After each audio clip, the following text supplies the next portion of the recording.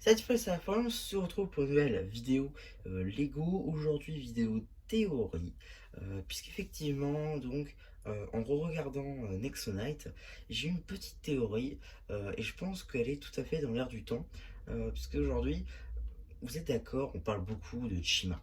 On parle beaucoup donc de ce royaume de Chima qui fait officiellement partie de Ninjago mais qu'on n'a pas vu depuis 2015. Donc ça fait quand même bientôt 10 ans qu'on ne l'a pas vu. Donc il faudrait peut-être en parler, pourquoi pas, dans Ninjago, hein, avec donc euh, bien la fusion et donc les royaumes qui ont fusionné entre eux. Donc on est censé voir Chima.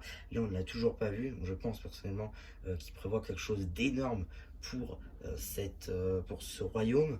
Néanmoins, j'ai quand même une petite théorie en lien. On parle aussi, oui je sais, l'introduction est très longue, on parle aussi du pourquoi est-ce que Nexonite n'est pas canon à Ninjago. Et là vous allez voir, cette série va mettre, enfin cette théorie va mettre d'accord tout le monde. Puisqu'effectivement, ma théorie dirait que Nexonite est en fait le même royaume que Chima. Je sais, je balance comme ça. Non mais je sais, mais écoutez, pour moi, le Moyen Âge a eu lieu dans tous les royaumes. Et pour moi, le Moyen-Âge du royaume de Chima était Nexonite, puisque Nexonite est vendu comme les chevaliers du futur. Et on le voit, Chima est quand même assez avancé pour son époque, avec des animaux donc qui deviennent plus intelligents. Mais bon, pour comprendre qu'il faut casser certains trucs pour avoir certains matériaux, pour en faire des cartes électroniques, pour en faire des véhicules, faut le faire quand même. Donc, Nexonite est quand même aussi assez bien avancé. On a donc des humains qui sont fondamentalement beaucoup plus intelligents que les animaux. Euh, et donc, on a effectivement des pontons de lumière électrique qui permettent à des véhicules très avancés technologiquement d'avancer à l'ère du Moyen-Âge, avec toujours donc ces chevaliers, des rois, des reines, des ducs et compagnie. Donc, déjà, voilà, le Moyen-Âge pour moi, c'est Nexonite. Ensuite, dans Shima, épisode 3, Lava. La dernière fois que eh bien, ils ont gardé du du chi, qu'un lion a gardé du chi pour lui, eh bien, Chima a subi des coulées de lave. Pour moi, c'est une vieille légende, une histoire que certains ont créée pour en fait faire écho à la création de Chima avant la grande histoire.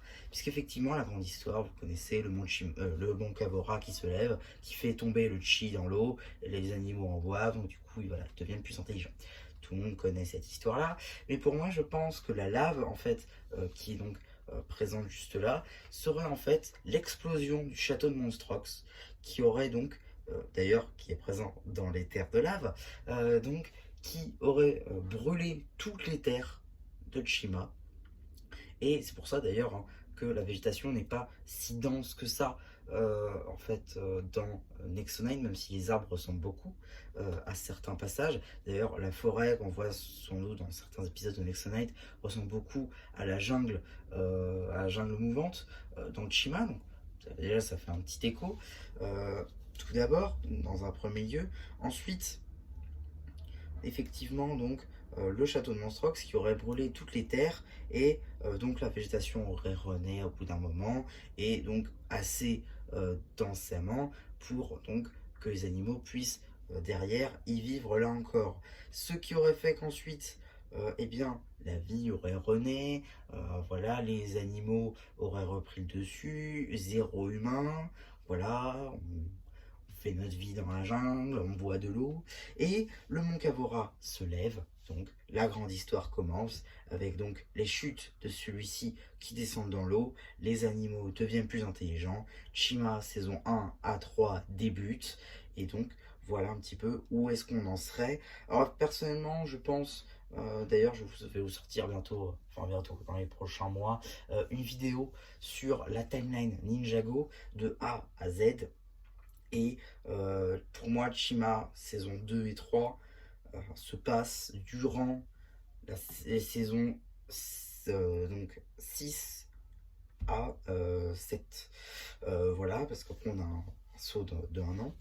Et donc je pense personnellement que nos héros auront bien vieilli juste après cela, et donc on aura le droit potentiellement à l'arrivée de Laval, potentiellement beaucoup plus vieux, et tous ses amis aussi, hein, beaucoup plus vieux dans Dragon Rising. Je pense personnellement qu'on aura le droit à ça. Je trouverais ça un peu gros qu'il ait le même âge, ou qu'il n'ait pas pris une ride depuis la dernière fois qu'on l'ait vu.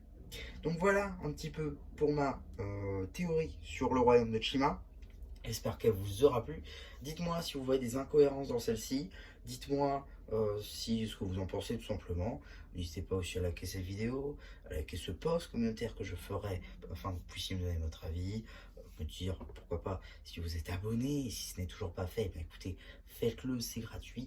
Et au pire, si vous en avez marre, vous pouvez toujours vous désabonner derrière. Et voilà, donc ouais, donc c'est à peu près tout. J'espère que vous aurez pu se. Et voilà, c'est tout. C'était un rappel qui vous dit bye bye.